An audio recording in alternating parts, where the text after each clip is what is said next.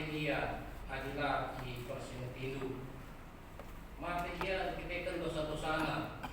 Waktu ingat kasakai si mapuri singgo dilakukan na. Jangan kuidoi kam karena kematian. Adi di persentindu kalau bujur telah ular dosa.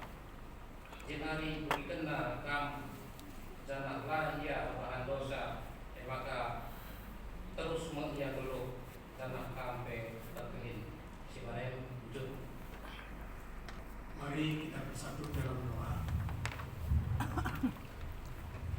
Setelah firman Tuhan diperdengarkan bagi kami sungguh bersyukur ya Tuhan, karena Engkau masih berkenan untuk memberkati kami melalui firman-Mu.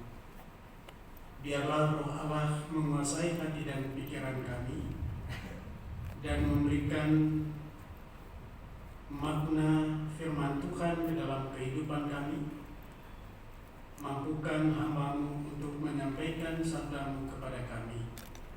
Dalam nama Yesus kami berdoa. Amin. Yang pertama kami mengucapkan selamat datang kepada Ibu Dr. BPK bersama dengan Ibu saudaranya Ibu Dr. BK. Tentu harapan kami bahwa kehadiran Ibu berdua menjadi berkat bagi jemaat GBK yang Kebayoran Lama. Dan pada malam hari ini juga kita akan berbicara bahwa Tuhan akan mengangkat seorang penjaga bagi bangsa Israel. Dan itulah tema kita pada malam hari ini. Kita tahu bahwa Yeskiel itu ditugaskan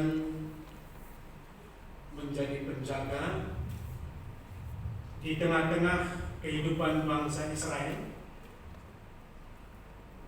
yang masih berada di dalam pembuangan, yaitu gelombang yang kedua. Sebagai tugas seorang penjaga adalah memberikan peringatan kepada bangsa Israel tentang kesalahan mereka. Di saat bangsa Israel melakukan pelanggaran-pelanggaran, jika seorang nabi tidak mengingatkan mereka dan seorang penjahat mati dalam kejahatannya, maka yang salah bukan lagi seorang penjaga atau seorang nabi, namun yang bersalah adalah si penjahat itu sendiri. Maka adilitkin senina turang ta lepak, si daya lepak, lah si persineti kita milih untuk Tuhan. Jika ada saudara kita yang melakukan suatu pelanggaran, namun jika kita tidak mengingatkan, maka yang dituntut Tuhan adalah kita sebagai penjaga. Jadi tugas sebagai penjaga itu sangat berat sekali berdasarkan firman Tuhan. Malam hari ini juga kita telah mengundang Dr. Rebecca sesuai dengan tugas yang diberikan kepada Dr. Rebecca. Itu juga sebagai penjaga bagi kami dalam tugas sebagai profesi. Bagaimanakah GBKP Kebayoran Lama mampu menjadi sebagai penjaga umat dalam melakukan segala apa yang difirmankan Tuhan bagi kita? Bagaimana jemaat GBKP Kebayoran Lama sebagai penjaga untuk menjalankan firman Tuhan, baik melalui PWG, yaitu melalui program-program pembinaan. Kalau PWG tidak melakukan tugasnya sebagai penjaga, melakukan pembinaan-pembinaan, maka nanti PWG meninggal, yang dituntut Tuhan itu PWG. Jadi tugas berat bagi PWG.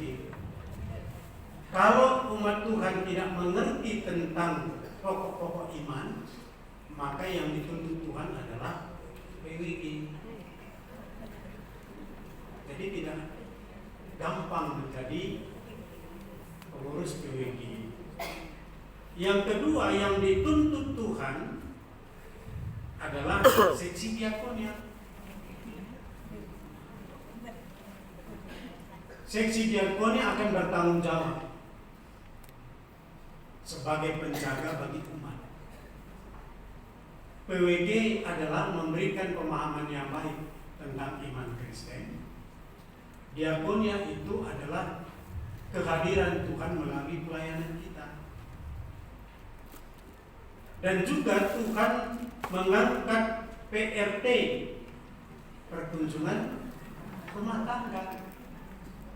Kalau ada jemaat kita merasa tidak diperhatikan, maka nantinya juga yang dituntut Tuhan adalah pengurus PRT. Dan juga kategorial. Kalau pengurus kategorial tidak memberikan program yang baik, bagaimana membina anggota kategorial baik Zaitun, Mamre, Nuria, Permata dan KKN? Kita semua adalah sebagai penjaga. Jemaat bukan hanya sebagai objek, jemaat juga adalah sebagai penjaga dalam keluarga. Jadi seluruh anak-anak Tuhan yang telah diselamatkan akan menjadi penjaga yang diperintahkan oleh Tuhan bagi kita. Maka ulah rekap dulu entah jadi kalau Kristen lama. Namun bagaimana sikap kita? Mampukah kita sebagai penjaga yang baik di tengah-tengah kehidupan kita? Kalau kita melihat jemaat kita yang korupsi waktu, bukan hanya korupsi uang, korupsi waktu. Tuhan menentukan 6 hari bekerja, hari ke-7 kuduskanlah hari Sabat, tapi tetap tidak datang ke tempat yang kudus. Itu kan sudah korupsi waktu. Korupsi waktu ibadah. Misalnya kita tentukan jam 7 pagi ibadah pertama, jam 7 masih persikapan, masih berdoa di belakang jam 7, belum ibadah. Ibadah kan udah di sini kan? Berarti bagaimana? Itu sudah menjadi penjaga yang baik. Siapa penjaga yang baik? Koordinator. Misalnya seperti itu. Korupsi cinta. Seorang suami sudah lagi tidak mencintai istri, itu kan sudah korupsi namanya. Dulu cintanya 100%, sekarang 50 untuknya, 50 untuknya, namun tetap menjadi 100%. Jadi pada malam hari ini kita memang betul-betul diingatkan oleh firman Tuhan melalui kitab Yeskiel agar Yeskiel menjadi seorang nabi yang betul-betul menjalankan tugasnya dengan baik. Sama halnya juga dengan kita sebagai anak Tuhan yang telah menerima keselamatan, asa gegeh ukur asli, kita harus menjalankan tugas. Sebagai apa? Sebagai penjaga.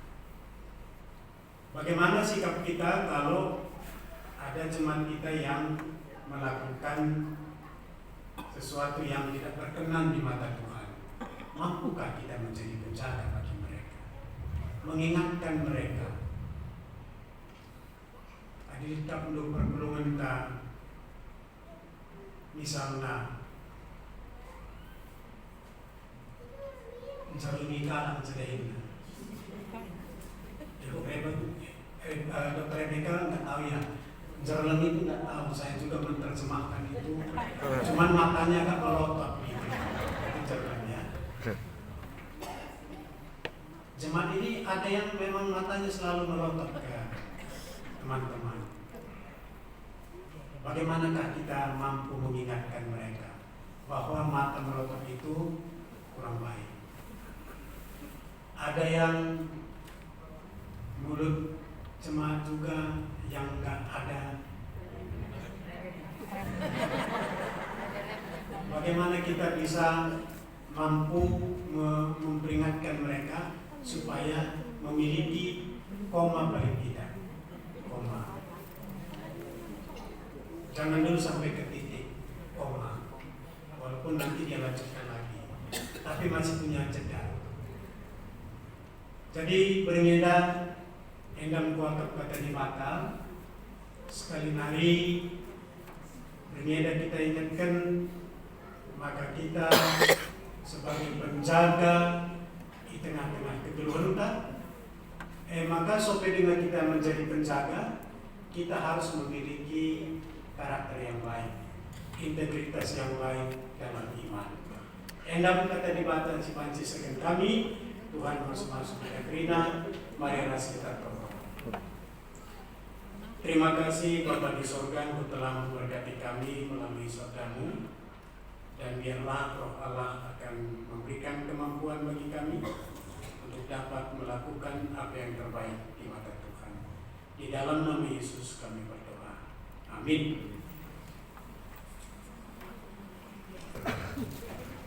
Bersatu karena firman Tuhan membantah kita, maka 4 nilai si pendeta, BWG, Diakonia, PRT, ras kategorial. Untuk sesi kabilah si pendeta, maka lebih gegeh karena lagi si 4 nilai si pendeta. Maka Bapak Ibu kami perpulungan doktrin aku dalam sebuah bagai ya, jadi panci tangkap kami asa gegeh, asa pengasupan sidik, kita singgo ngalokan keselamatan, kita jadi penjaga keringan. Langan kami serayang lupa kita, kami ras kami raduras kita jadi penjaga bangsa Tuhan. Bagaimana minta? Ya, bujur. Jadi sekali dari bujur pendeta. Jadi sopel akan diteruskan. Rende kita lebih ibabai song liderta Allah ditinggikan lo kira ya Allah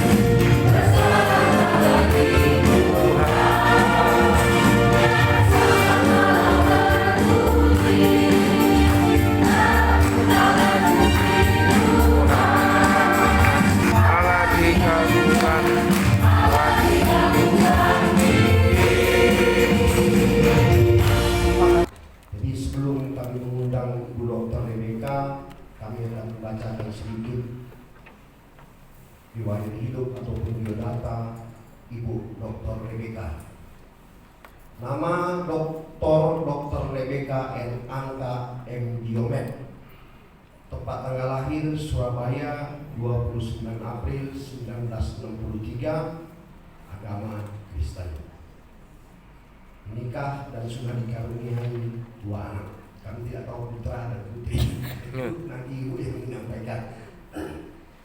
Alamat Jalan Pelikan, Bintaro Jaya 2, Ciputat. Pekerjaan dan jabatan Sekretaris Eksekutif YKI Yayasan Kanker Indonesia Pusat, Dokter Harian di Klinik Utama Yayasan Kanker Indonesia Pusat. Beralamat di Jalan Samratulangi nomor 35 Menteng, dan ada juga di Jalan Lebak Bulus Tengah nomor 9 Cilandak, Jakarta Selatan. Riwayat pendidikan Fakultas Kedokteran Unika Atmajaya Jakarta tahun 1989, Fakultas Kedokteran Universitas Indonesia Jakarta tahun 2009, Magister Biomedik kekhususan onkologi. Fakultas Kedokteran Universitas Indonesia tahun 2025, Doktoral Ilmu Biomedik. Riwayat pekerjaan Klinik Deteksi Dini YKI Pusat Mei 1992 sampai dengan September 1997 dan Agustus 2000 sampai dengan sekarang. Dokter PTT di Puskesmas Setiabudi Jakarta Oktober 1997 sampai dengan Juli 2000. Dosen Fakultas Kedokteran Unkrida 2010 sampai dengan hari ini. Riwayat organisasi pengurus POI Pusat. Ini Persatuan Onkologi Indonesia, Ibu.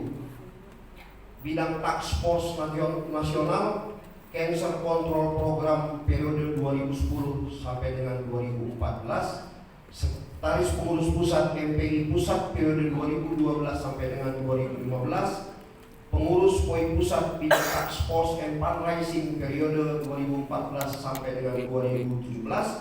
Pengurus POI Pusat Direktor of Congress Symposium Workshop Meeting periode 2017 sampai dengan 2022. Pengurus POI Pusat Koordinator Tim Multidisiplin Deteksi Dini Kanker periode 2022 sampai dengan 2025.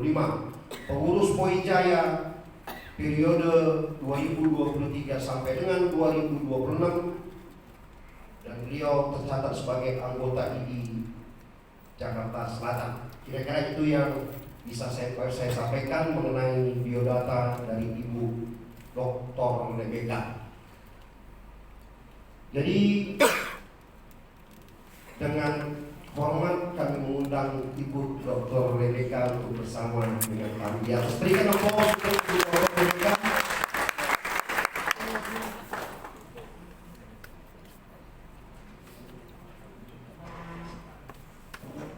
Terima kasih Ibu sudah bersama-sama dengan kami jemaat GBKP Kebayoran Lama.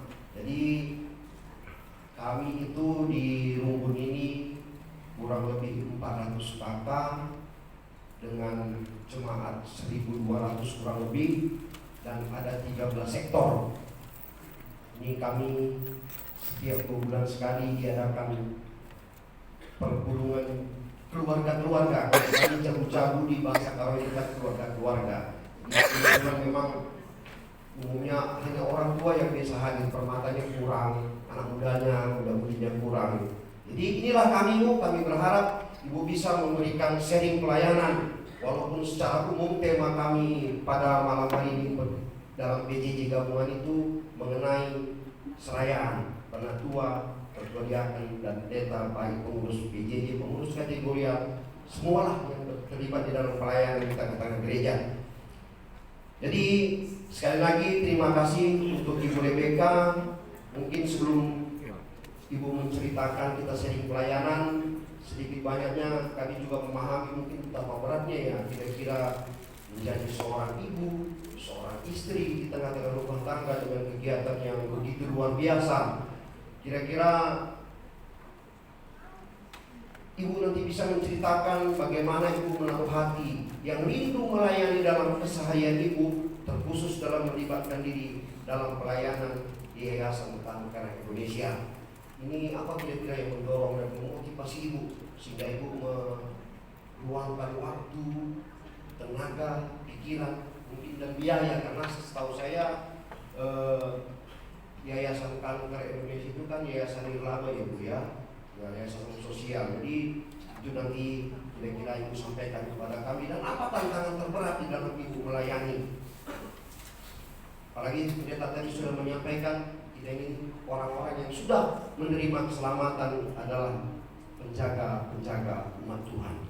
Jadi tidak berlama-lama ibu, nanti kalau saya yang berbicara terus mungkin jemaat juga akan bosan. Jadi kami persilahkan ibu untuk menyampaikan sharing pelayanan kepada jemaat di tengah-tengah gereja GBKP Wilayah. Waktu dan tempat kami persilahkan. Terima kasih Pak.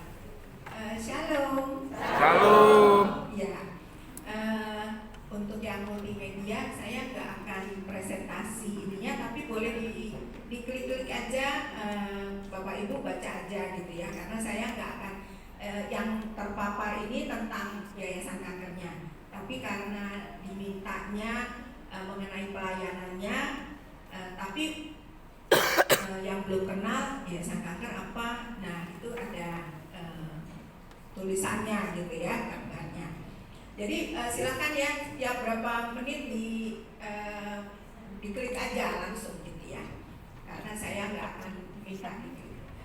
Jadi waktu ini sebelumnya saya terima kasih banget, saya merasa terhormat karena diundang di gereja ini ya, baru pertama kali saya datang ke tempat ini. Terus kalau biasa saya diundang bicaranya tentang kankernya gitu ya.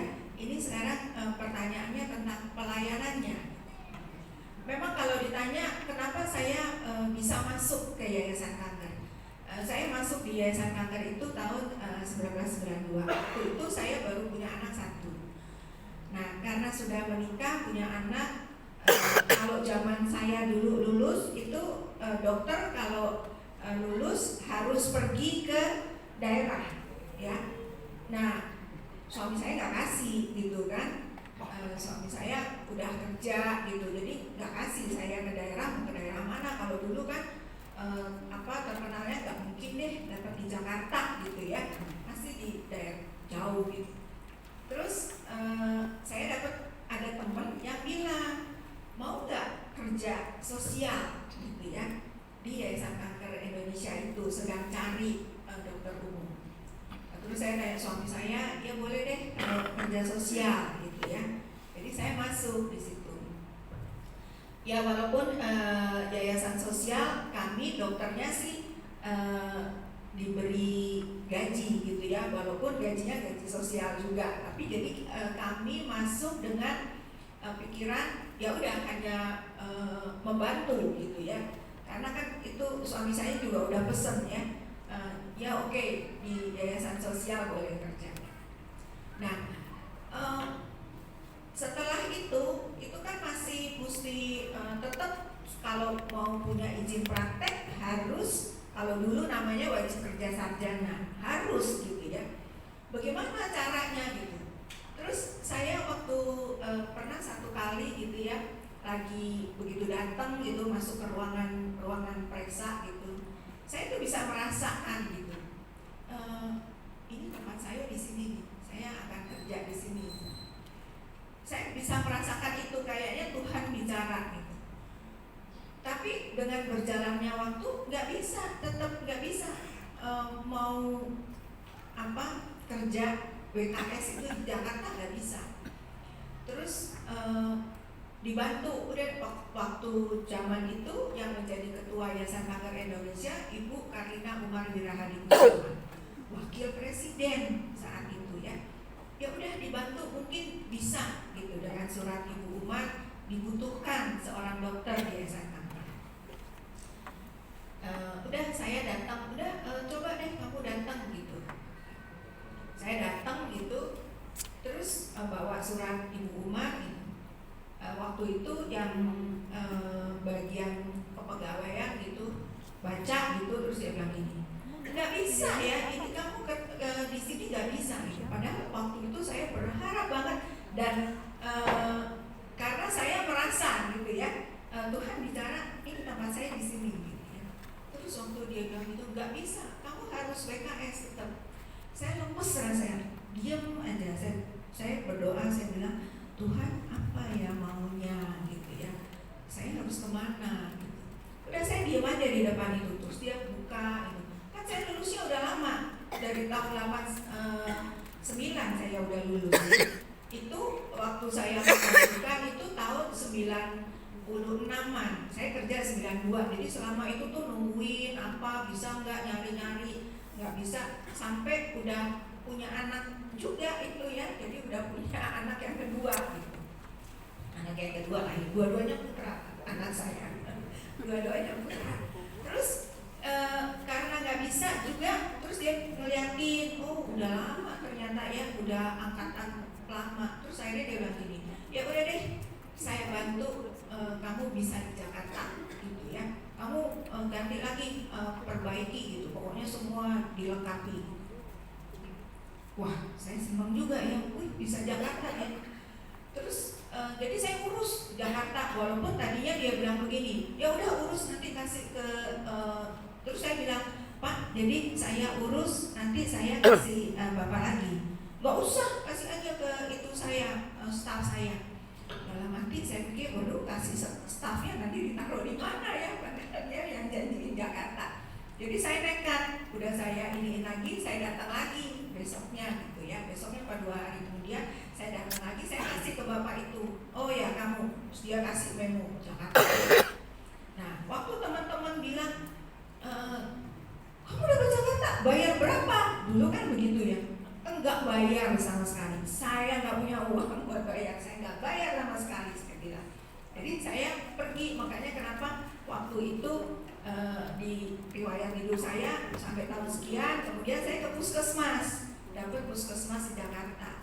Tadinya malah dapatnya di Kebonjeruk, terus suami saya karena kantornya di Keramat, dia bilang, waduh kalau ke Kebonjeruk nanti susah, nggak sejalur, minta pindah lagi ke Setiabudi. Itu benar-benar ya, sampai teman-teman bilang, aduh kamu tuh kelewatan yang udah dapet Jakarta masih minta pindah lagi gitu, dan dikasih lagi dapat gitu ya. Itu semua berkat Tuhan. Tapi memang saya mengerjakan itu karena saat itu waktu saya datang ke Ibu Umar, saya bilang nggak bisa Bu, ternyata penempatan dia sama ke, udah kamu jalan aja 3 tahun, nggak lama nanti kamu balik lagi katanya. Jadi dengan harapan itu saya pergi. Nah kalau ditanya jadi apa kerinduannya kok bisa saya balik lagi, karena saya merasakan disitulah tempat saya, di Yayasan Kanker itu tempat saya gitu ya, untuk boleh membantu orang ya, dan itu saya rasakan sampai sekarang. Saya ini juga dari tahun 1977 saya guru sekolah minggu, sampai sekarang saya guru sekolah minggu. Jadi bagaimana pelayanan itu saya rasakan juga di dalam saya bekerja gitu ya. Kalau ditanya apa ya hambatan, masalahnya, kadang-kadang kalau sekarang, zaman dulu yang kalau terkena kanker itu masih nggak terlalu banyak. Sekarang kalau bapak ibu dengar gitu ya, makin sering ya kata kanker. Ini nanti tetangga sini kena kanker, nanti teman rekan kerja kanker, makin sering kita dengar ya. Zaman dulu belum, dan saya belajar gitu ya. Dan kemudian Yayasan Kanker juga punya program-program ya, dan Yayasan Kanker tuh punya rumah singgah juga ya. Kebetulan tuh gambarnya pas ya, ada rumah singgah yang udah Yayasan Kanker sendiri berdirinya dari tahun 1977. Saya masuk 92. Jadi udah apa program-programnya juga udah ada beberapa yang berjalan ya. Kemudian saya masuk, ada program pelatihan buat kami yang baru masuk gitu ya. Nah, rumah singgah ini buat pasien-pasien kanker yang dari luar Jakarta yang sedang berobat di Jakarta. Zaman dulu itu semua berobatnya ke Jakarta. ya. Kalau sekarang masih lumayan ya, ada misalnya di Bali juga ada bisa gitu ya. Kalau dulu kan semua kumpulnya di Jakarta gitu ya. Nah, jadi saya banyak bertemu dengan pasien-pasien, bagaimana mereka menghadapi penyakitnya, pendampingannya bagaimana. Dan saya pertama kali itu terkaget-kaget waktu pasien nanyanya ke saya gini, "Dok, saya bakal mati ya." Jadi pertama kali saya ditanya gitu sama pasien, saya diem aja, saya bingung juga jawabnya ya. Emang zaman dulu boleh dibilang yang kena kanker sembuh ya, susah sembuhnya. Kalau sekarang banyak ya, lebih banyak yang bisa survive gitu ya. Kalau dengan berjalannya waktu itu saya belajar banyak. Jadi sekarang Bapak Ibu kalau ditanya, ada orang nanya, Bapak Ibu mengunjungi pasien gitu ya, saya akan mati nih. Apa jawaban Bapak Ibu? Kalau sekarang saya udah berlangsung beberapa tahun saya kerja di Yayasan Kanker, kalau ada pasien tanya gitu, saya akan jawab, iya. Karena saya juga akan mati, nggak ada orang yang abadi. Kita semua akan mati menghadap Tuhan. Tinggal bagaimana caranya kita mati, kita nggak ada yang tahu. Apakah memang walaupun dia pasien kanker, belum tentu juga meninggal karena kanker, ya. Jadi dan saya banyak belajar dari pasien-pasien ini. Saya banyak belajar bagaimana ada yang marah, ya, ada yang menerima, gitu ya. Tantangannya banyak sekali, hambatannya banyak. Sedih juga kalau misalnya pasien marah sama kita, ya. Umumnya memang pasien kanker banyak juga yang belum langsung menerima kalau dia kanker. Kenapa saya kena kanker? Saya rajin ke gereja, saya rajin sholat, saya melakukan yang baik. Kenapa saya hidup baik? Kenapa saya kena kanker? Dan kadang-kadang amarah itu dilampiaskan ke dokter, gitu ya, ke kami nih.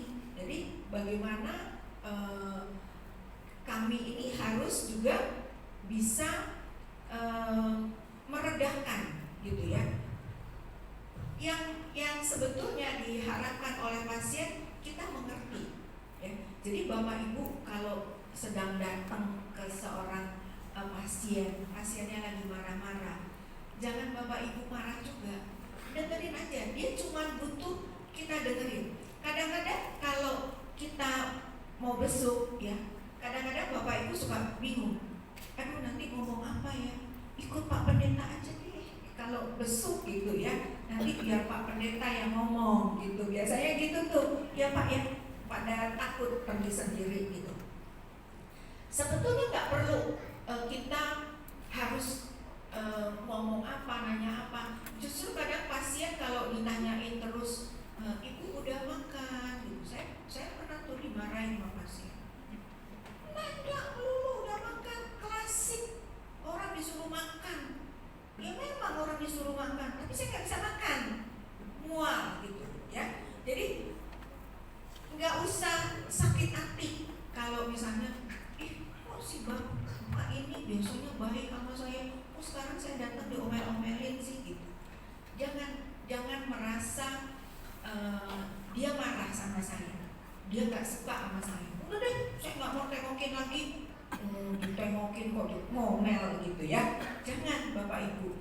Dia hanya butuh tempat bagaimana dia belum bisa menerima. Gak enak badannya memang ya. Apalagi kena kanker, gak enak rasanya gitu ya. Mau lapar mungkin rasanya, tapi mau makan gak bisa, mual banget ya.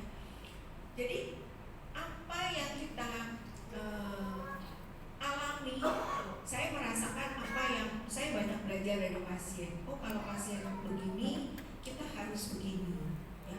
Kalau pasiennya lagi diam aja, kita juga jangan paksa, gitu ya. Nah, kadang-kadang yang kita lupakan adalah keluarga yang mendampingi. Ya, kalau pada pasien-pasien yang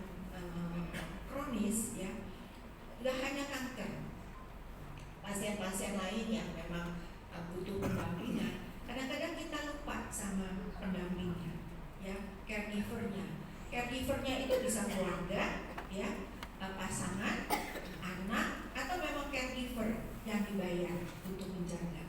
Kadang-kadang kita lupa sama mereka. Padahal mereka itu juga ditanya, kamu udah makan belum? Udah sempat makan belum? Gitu ya. Baik kalau yang rewel gitu.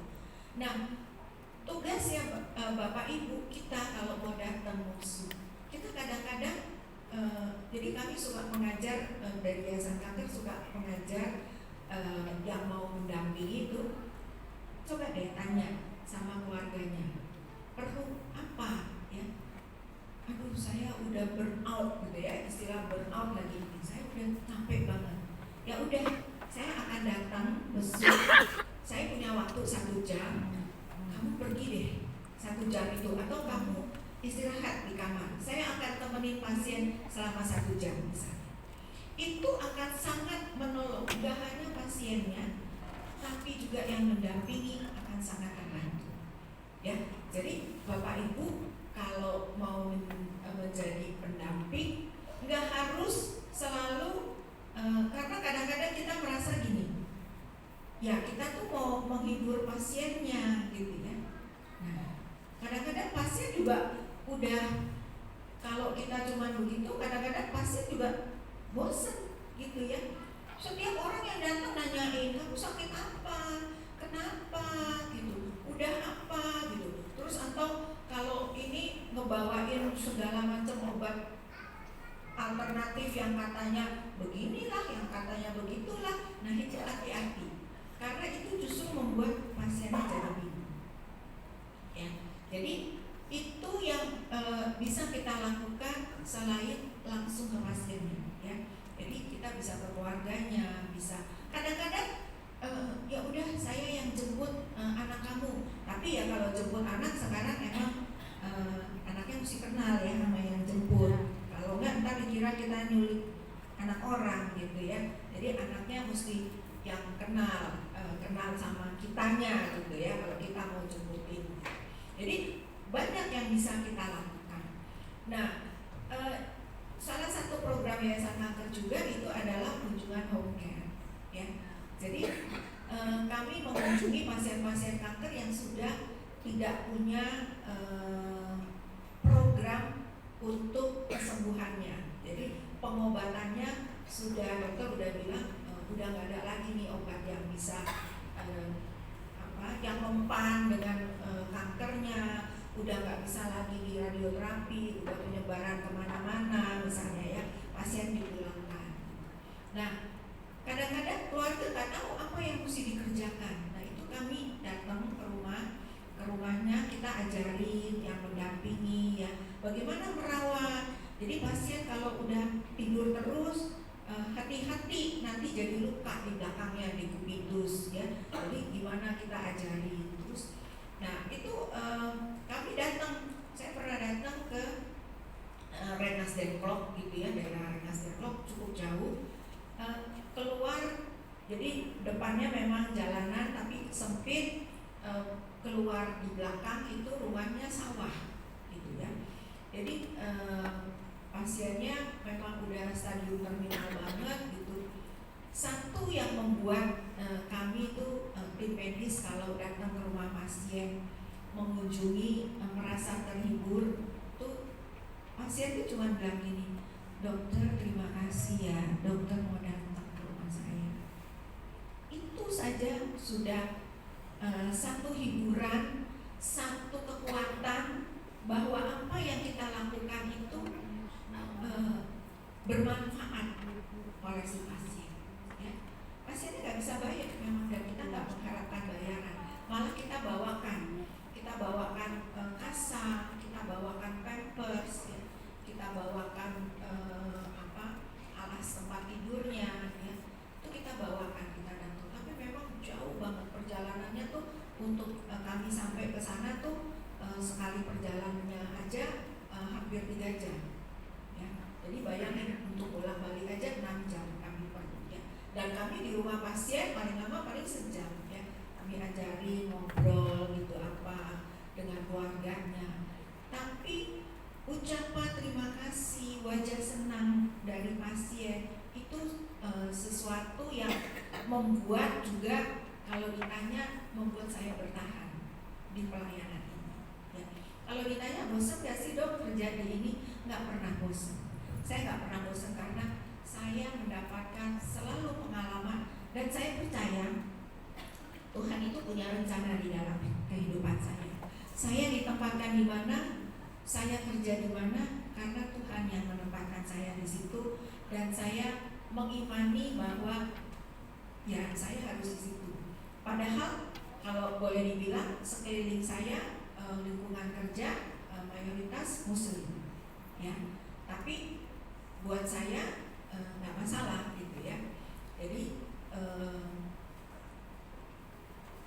menyenangkan sekali kerja bersama dengan Tuhan gitu ya. Kadang-kadang kalau kami mau datang ke tempat yang pasiennya udah tahu nih pasiennya sulit gitu ya, kadang saya berdoa dulu ya apa yang mesti biar Tuhan yang kasih kata-kata. Kadang-kadang kita nggak tahu apa ya, jadi nggak perlu juga Bapak Ibu kalau mengunjungi orang sakit nggak perlu juga aduh nanti saya mesti cerita apa, mesti ngomong apa, nggak perlu ya. Yang penting kita hadir aja. Kadang-kadang kita cuma pegang tepuk-tepuk tangannya, itu udah akan sangat banyak berguna untuk pasien dan keluarga. Mungkin segitu dulu. Terima kasih Ibu. Kita beri tepuk tangan dulu untuk Dr. Beta. Terima kasih atas pemaparannya Ibu. Jadi kalau bisa saya tangkap dua hal yang menyangkut ke lingkungan kami di gereja GPKB Keluar Lama. Home care itu sudah dilakukan luar biasa di gereja ini Bu. Itu oleh perkunjungan rumah tangga yang setiap hari Kamis itu minimal 2 mereka kunjungi. Tepuk tangan dong untuk PRT. Itu sudah luar biasa pelayanan dari PRT. Dan satu lagi, kami tadi diingatkan oleh Dr. Rebecca, kita kalau ini untuk diakonia sebetulnya ya. Kadang kan diakonia ini sekarang ini harus ditemani pendeta ya. Katanya kalau nggak ada pendeta jemaatnya nggak ini. Dokter Rebecca tadi menyampaikan ini satu ini juga buat pendeta. Yang nggak usah pendeta juga nggak apa-apa kok. Nggak mesti ini kan gitu ya dokter ya. Jadi nggak harus diakonia itu ada dokter, ada pendeta yang mengikuti. Ya terima kasih dokter. Saya sebetulnya mau bertanya. Jadi kalau saya nanti yang bertanya, kita aja nanti berdua kan lebih baik jemaat lah ya. Ini kira-kira mantan PWG 3 menit kedasipan waktu tanya jawab ada kurang lebih sekarang 8.30 setengah jam ya. Oke. Jadi karena setengah jam kami akan buka sesi tanya jawab sebentar lagi. Kayaknya kita bernyanyi dulu deh ya. Iya ya biar nggak itu juga ya. Aku juga lupa juga nih mau nyanyi apa gitu kan. Ya, kita angkat satu pujian Janjimu Seperti Fajar.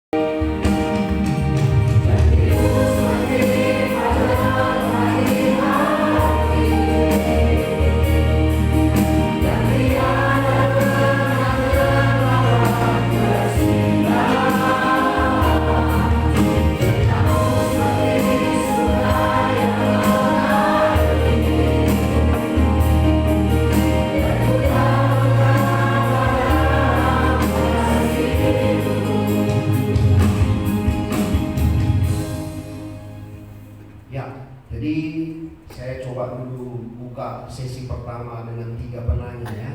Kira-kira siapa yang kita? Katakan Bapak Freddy, Ketua Emeritus Bapak Paul. Satu lagi masih ada? Saya tidak lihat. Oh ya, Orianta Nande Michael. Ya, jadi Bapak katakan Bapak Freddy lebih. Terima kasih. Saya mau tanya, Dokter, kami orang Medan itu kalau berobat kebanyakan ke Penang. Kenapa?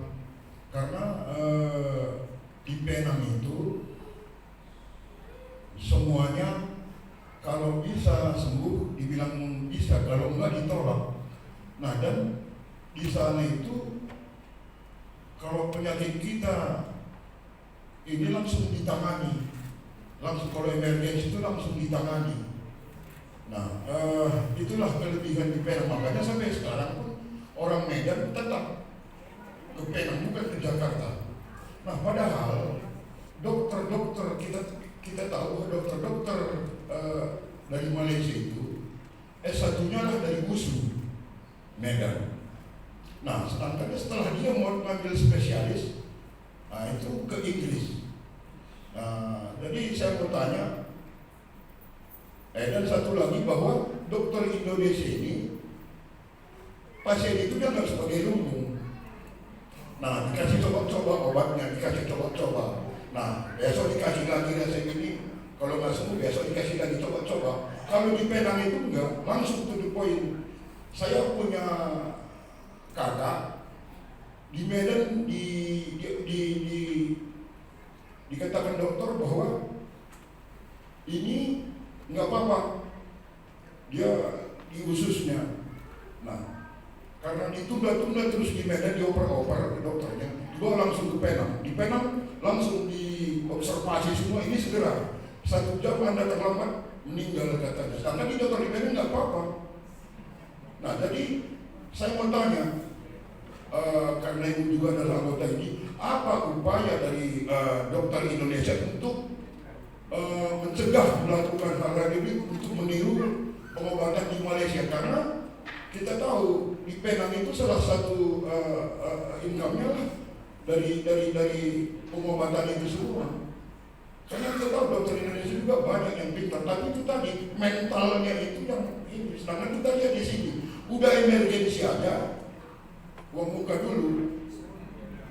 Kalau nggak ada uang muka nggak ditangani, komersial. Tapi kalau di Malaysia nggak, kalau udah emergensi nggak tanya masalah duit, enggak, itu belakangan. Yang penting dulu nyawa tertolong. Karena kita tahu di Indonesia banyak gara-gara penanganannya terlambat meninggal.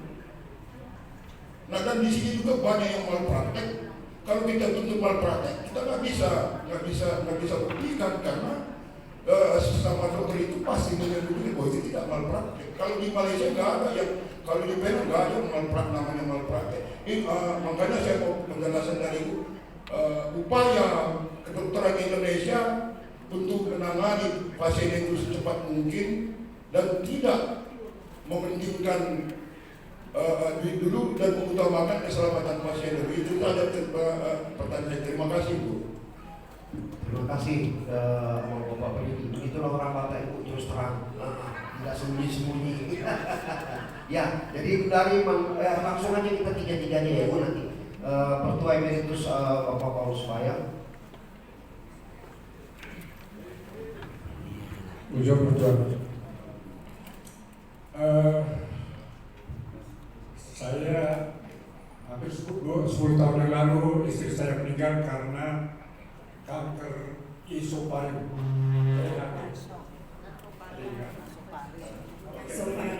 Oke. Tahun 2004 kami baru pulang dari Medan, waktu di Medan, dia keluar darah dari itu. Sampai di Jakarta, kemudian diperiksa di rumah sakit Pertamina, di Kecamatan ada kanker isoparing. Kemudian ditangani oleh seorang dokter THT dan dia tiap hari di sini. Iya.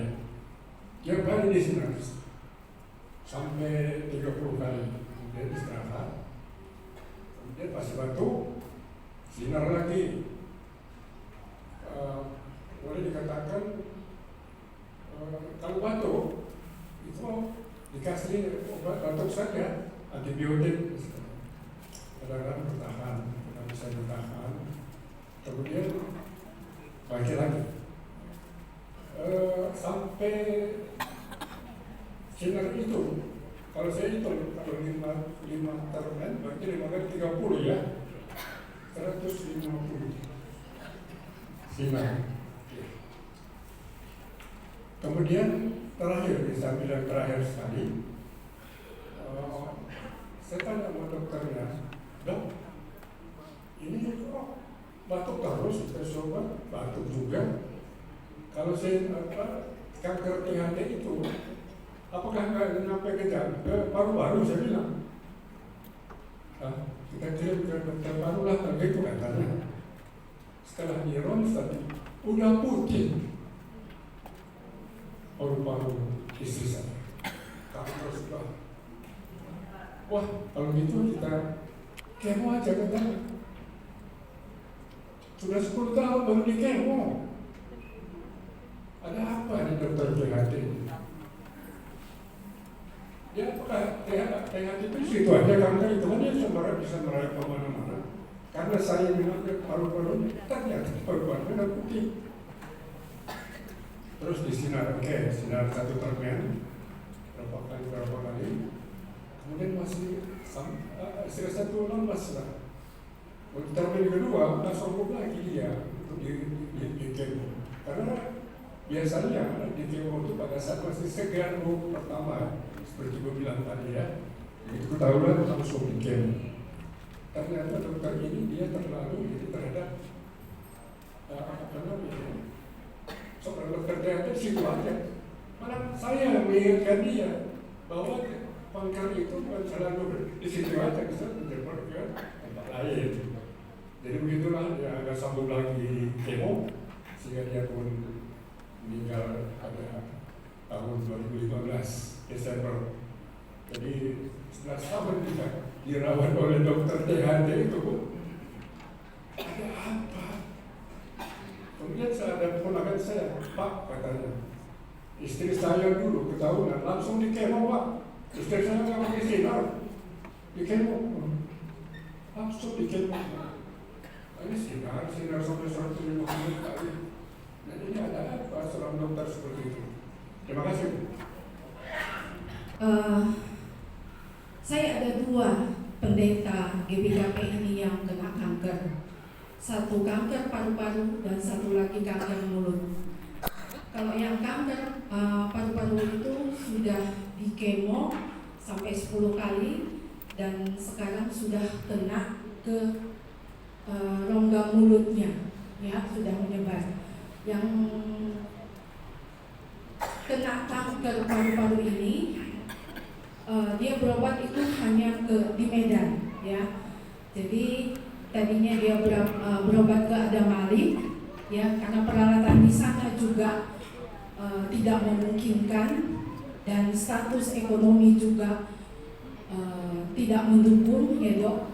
Jadi dia hanya berobat jarang. Jadi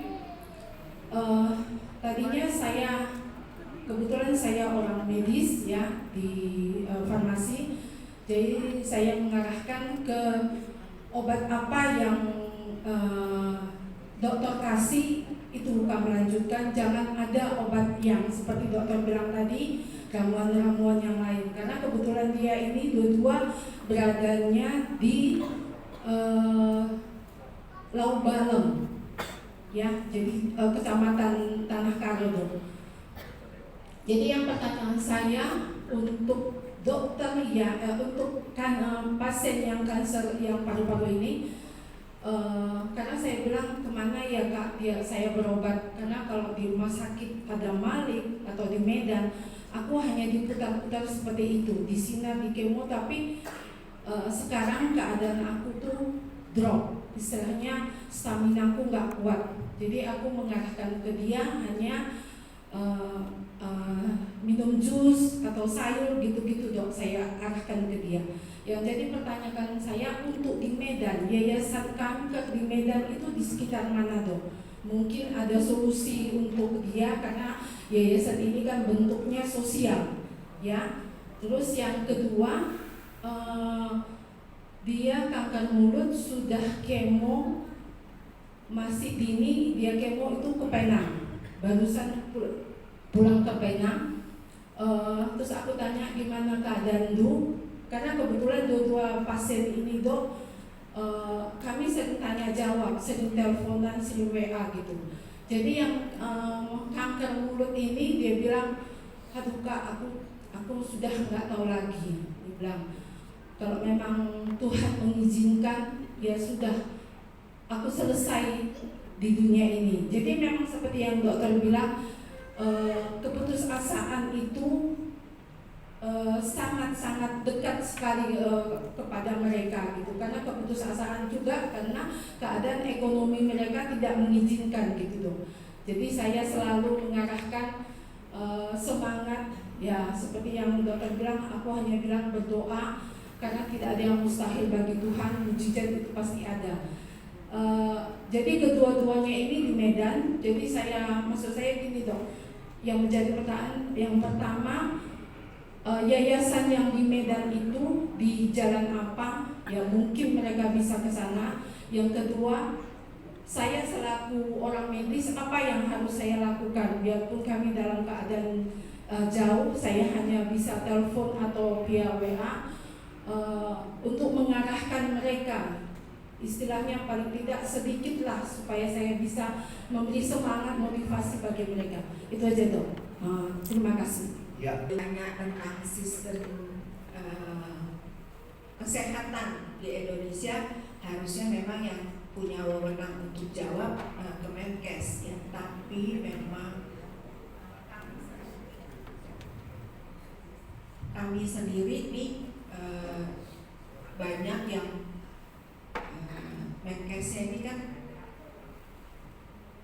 Menkesnya ini kan rada pro dan kontra ya. Jadi dia kepengennya sih semua rata ya, ke semua daerah itu rata. Dokter-dokter ya sama saya mati. Aku udah ngomongin orang, dia mati. Jadi memang tadi kan sudah disebut tuh Perhimpunan Onkologi Indonesia. Di situ berkumpul dokter-dokter di bidang onkologi, segala macam, termasuk PHT, termasuk bedah, termasuk paru. Karena kami menyadari makin lama kalau kanker itu walaupun kenanya satu organ itu nggak bisa dipegang sendiri oleh dokter DKT misalnya. Harusnya, jadi sekarang ini kami ini sedang menggalakkan dari POI ya, dari Perhimpunan Onkologi Indonesia yang namanya multidisiplin. Jadi harusnya dokter-dokter bergabung, nggak bisa cuma sendiri. Nah, kenapa pada ke Pineng? Karena memang tiket Medan Jakarta mahal ya Pak ya, murahan ke Pineng katanya. Udah gitu sekalian jalan-jalan katanya ya. Jadi memang kami menyadari itu. Kami juga protes, dokter-dokter juga protes. Protesnya kemana? Ke bea cukai juga, karena alat-alat masuk, alat-alat medis mahal. Sekarang ini, jadi untuk nggak tahu udah penyebaran kemana, itu dengan PET scan, ya, itu bisa tahu penyebarannya kemana. Kalau MRI, CT scan, cuma seorgan, sekotak-sekotak. Jadi memang kalau untuk kanker mau tahu penyebarannya PET scan. Tapi di Indonesia PET scan itu cuma ada di Jakarta, baru ada di Jakarta, karena mahal banget, ya. Baru ada di Silomem Semanggi, terus di Darmais, di RSC bayangin pasien yang perlu tuh banyak kan, jadi kan ngantri gitu. Zaman dulu belum ada tuh Pak PET scan gitu. Jadi dan makanya tadi kalau Ibu tanya apa yang bisa kita kerjakan, kita bisa menjadi pusat informasi buat teman-teman kita. Kadang-kadang mereka nggak tahu mesti kemana. Kami pun di Yayasan Kanker itu tidak punya rumah sakit. Jadi kita bergeraknya di bidang preventif, promotif, artinya edukasi gitu-gitu ya, punya klinik deteksi dini. Tapi kita nggak pernah punya rumah sakit. Nanti dioper dimanapun seluruh Indonesia, kita punya cabang udah 100-an lebih tuh di seluruh Indonesia ya. Tapi memang masalahnya ada yang aktif, ada yang enggak ya. Balik lagi, jadi Yayasan Kanker terus suportif gitu ya. Nah itu kalau udah kita serahkan kepada rumah sakit. Nah pasien kadang nggak tahu kan mesti kemana. Nah kami tugasnya di Yayasan Kanker ini kita arahkan, Pak, Bapak harusnya ke dokter A. Jadi nggak diputer-puter ya Pak ya, disuruh ke dokter sini. Kalau nggak dokter ini dicoba-coba, istilahnya pasien dan keluarga selalu bilangnya gitu. Kita dicoba-coba, bukan dicoba-coba sebetulnya ya. Mungkin dokternya nggak tepat dan memang kadang-kadang masih ada dokter yang nggak mau merujuk pasiennya gitu ya. Dan kalau sekarang lebih banyak, jadi dokter mau multidisiplin itu loh. Wah ini kayaknya saya kasus ini, dan kalau kasus kanker ya sekarang di rumah sakit yang banyak menangani kanker, mereka punya tim namanya. Kalau kasus-kasus sulit, mereka rapatkan bersama. Dokter siapa? Ya dokter yang pegang, dokter wah ini kayaknya ada kasus parunya, dokter paru diajak. Perlu ada dokter radioterapinya, perlu dokter yang khusus untuk kemo, itu diajak semua sekarang Pak ya. Dan memang terus terang baru mungkin paling lama baru 5 tahun terakhir ini, dan itu pertamanya diluncurkan banyak pertentangan memang para dokter ini ya. Tapi sekarang mereka mulai menyadari nggak bisa, dokter juga manusia, pengetahuannya terbatas gitu ya. Tapi kalau ditanya, memang kanker nasofaring itu sangat sensitif dengan radiasi Pak ya. Jadi biasanya pertama kali memang diradiasi ya, biasanya mengecil, baik gitu. Nah kalau relapse ya, kambuh lagi baru belakangan juga itu nasofaring ada kemo. Jadi untuk kanker-kanker lain ada istilah kemo radiasi. Jadi di kemo dulu terus diradiasi, atau justru diradiasi dulu terus ditambah kemo gitu ya.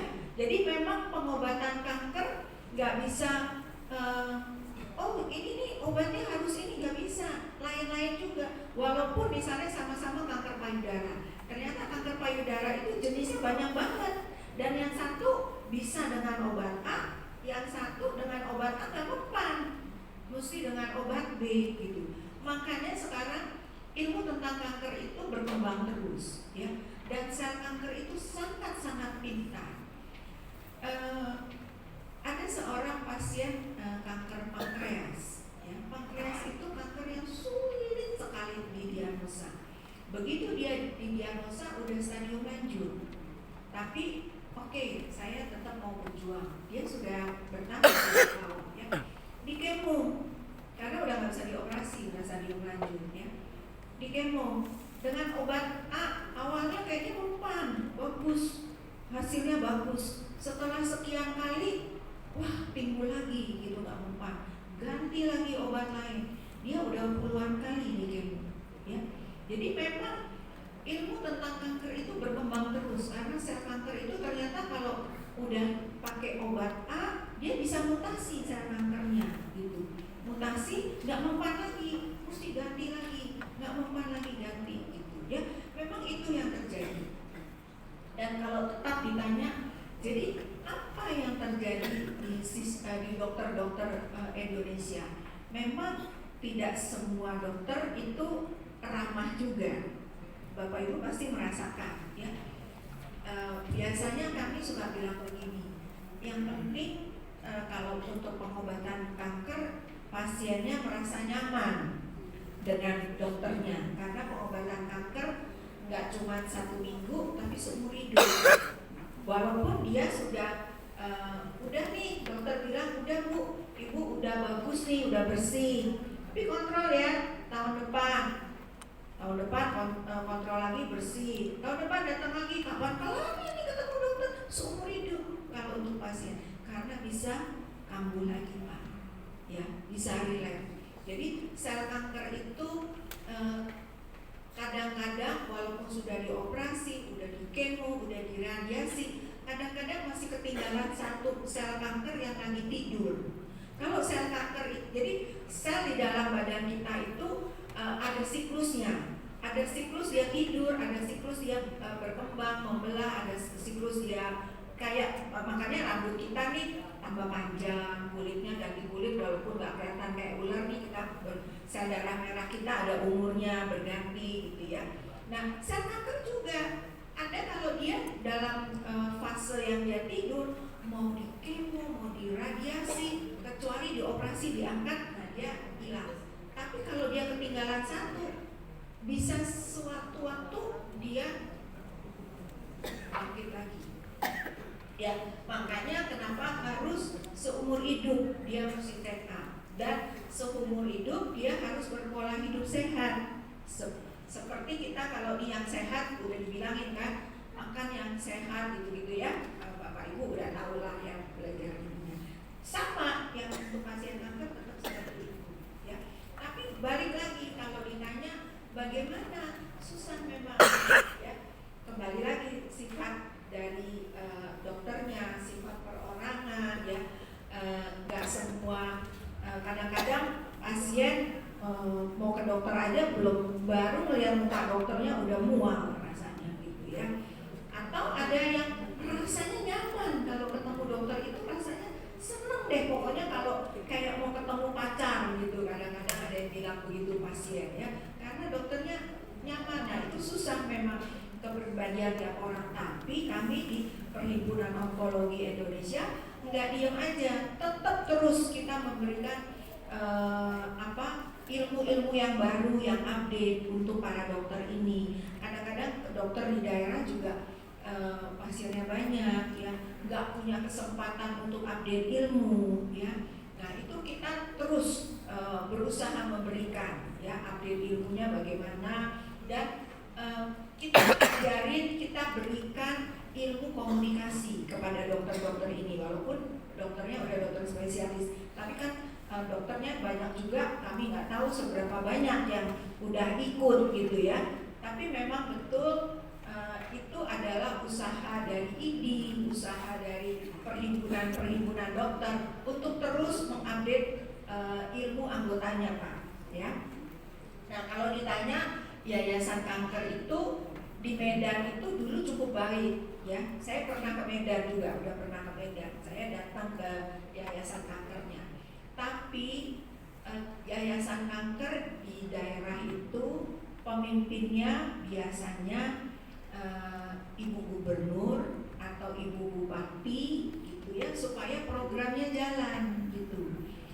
Masalahnya nggak semua istri gubernur, istri bupati peduli sama kanker.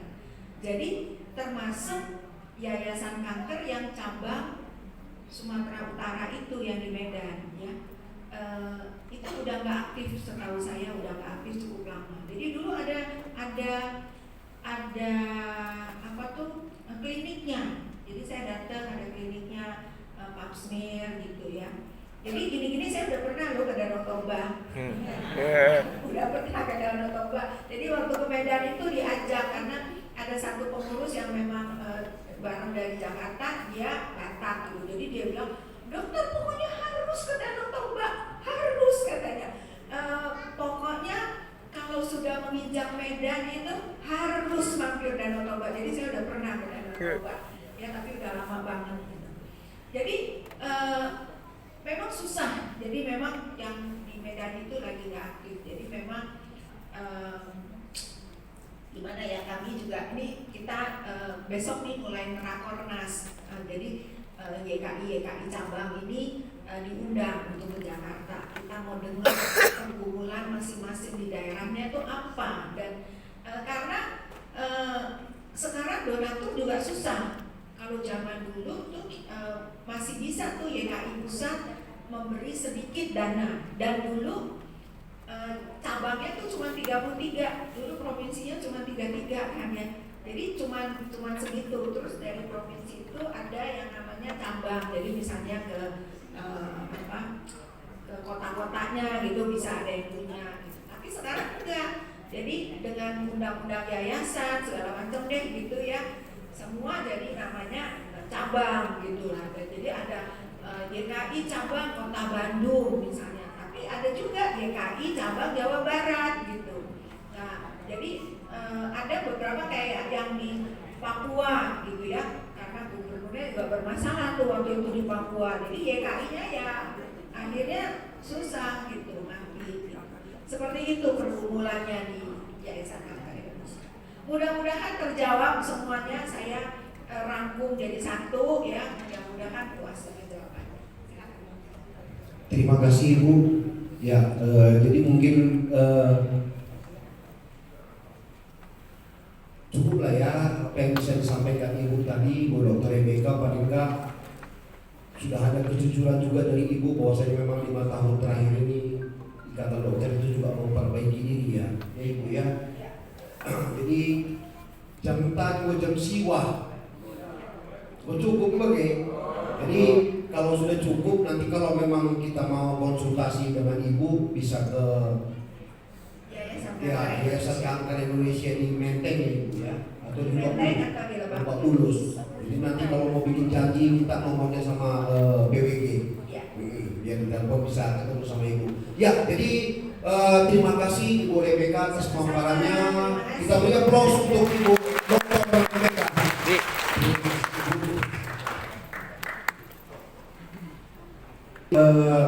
Si teruskan PJJTA, maka semua paksana kita memberikan persembahan membantu sim tugas.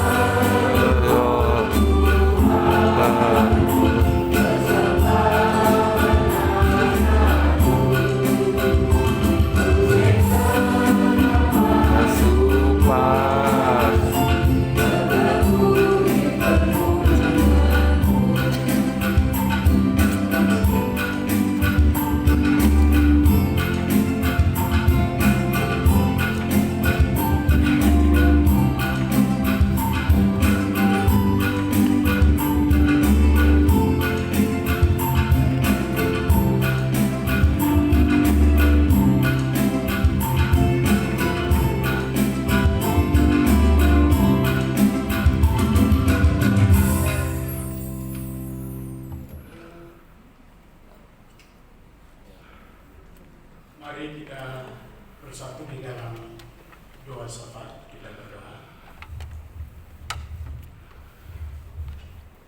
Kami bersyukur ya Tuhan, Kau telah memberkati kami di saat kami mendengarkan sabda-Mu, dan juga kami sangat bersyukur telah mendapatkan pencerahan dari Dr. Rebecca tentang kanker. Semuanya itu adalah anugerah Tuhan. Engkau yang telah memberkati para medis sehingga para medis mampu menemukan alat-alat untuk mendeteksi sejak dini tentang kanker. Biarlah Tuhan yang memberkati seluruh para medis sehingga mereka juga mampu melakukan apa yang baik di mata Tuhan. Dan secara khusus juga kami berdoa buat Dr. Rebecca bersama dengan keluarga. Tuhan yang memberkati baik pelayanan maupun pekerjaan daripada Dr. Rebecca. Dan juga kami berdoa buat seluruh anak-anak Tuhan, hamba Tuhan, pertua diaken dan yang telah emeritus. Engkau yang memberkati mereka, keluarga mereka, pekerjaan, dan juga kepada seksi PWG. Tuhan yang berkati dan seluruh jemaat yang hadir pada malam hari ini. Bapak yang baik, sungguh banyak sekali anak-anak Tuhan yang pada saat ini membutuhkan uluran kasih Tuhan, berkat-berkat Tuhan dalam kesempurnaan kesehatan mereka. Kesehatan daripada Kendrick Tepu, Nande Tawan Sumering Brahmana, Nande Repo Karo-Karo, Nande Marlina Brokinding, Nande Jeremy Tarikan Guru Sembiring, Yus Purba, Bapak Kori Sinulinga, Nande Kori Sinulinga, Bapak Paria Sembiring, Nande Paria Sembiring, Bapak Palerin Sinuraya, Nande Nadine Bangun, Bapak Suranta Pandia, Bapak Morel Subayang, Bapak Yus Ginting, Bapak Cora Sinulinga, Nande Alek Ginting, Biring Siska Kaban, Nande Roy Sembiring Kembaran, Roy Sembiring Kembaran, Nande Kiki Sembiring Kembaran, Bapak Febri Ginting, Nande Iwan Stepu, Nande Lena Subayang, Bapak Siska Purba, Nande Sipansa Padia, Nande Sipanin. Tuhan, kami berdoa buat seluruh anak-anak Tuhan, biarlah Engkau yang menguatkan iman dan pengharapannya hanya kepadamu. Engkau yang memberkati segala upaya, baik melalui makanan dan obat-obat yang dimakan. Dan secara khusus juga kami berdoa buat Yogi Sembiring yang pada saat ini juga Bapak dia dirawat di ruang ICU dalam kondisi tubuh yang sangat menurun, belum sadar sampai saat ini dirawat di rumah sakit Fatmawati. Kami hanya memohon kehadirat-Mu supaya Engkau memberkati orang tua Nande Ekang yang mungkin kami tidak tahu apa yang ada di dalam pikiran dan hatinya, dan kami dapat merasakan bagaimana Nande Ekang juga merasakan kesedihan yang mendalam. Namun kami hanya berserah kepadamu, biarlah Tuhan memberkati para dokter dan seluruh alat-alat yang dipakaikan untuk kesembuhan Yogi Sembiring. Dan juga pada kesempatan ini kami berdoa buat Pertua Emeritus Bapak Bina Sembiring, biarlah Tuhan juga memberkati orang tua kami yang umurnya juga sudah lanjut pada kesempatan ini. Biarlah orang tua kami diberkati oleh Tuhan. Dan kami juga bersyukur Bapa, Engkau telah memberkati kehidupan kami, memberkati segala pekerjaan dan usaha kami. Dan pada malam hari ini kami akan mengembalikan sebagian berkat-berkat Tuhan, dan itulah menjadi persembahan kami. Dan Tuhan yang memberkati sehingga gereja Tuhan dapat mengelola keuangan dengan baik, dan itu semua untuk kemuliaan-Mu. Biarlah pada malam hari ini kami serahkan seluruh hidup kami ke tangan Tuhan. Tuhan yang memberkati kami di saat kami tidur, walaupun kami tidak tahu bagaimana Tuhan memberkati kami, kondisi kami, namun kami percaya bahwa Tuhan yang menjaga kami. Jika sebentar lagi kami akan pulang, Tuhan akan memberkati kami dalam perjalanan kami, dan kami akan mendapatkan sukacita. Terima kasih Bapa di sorga, terpujilah Engkau di dalam nama Yesus Kristus. Kami berdoa, dan marilah kita sama-sama mengucapkan doa Bapa kami. Bapa kami yang di sorga, dikuduskanlah namamu, datanglah kerajaanmu, jadilah kehendakmu seperti di surga. Berikanlah kami pada hari ini makanan kami yang secukupnya, dan ampunilah kami akan kesalahan kami, seperti kami juga mengampuni orang yang bersalah kepada kami. Dan janganlah membawa kami ke dalam pencobaan, tapi lepaskanlah kami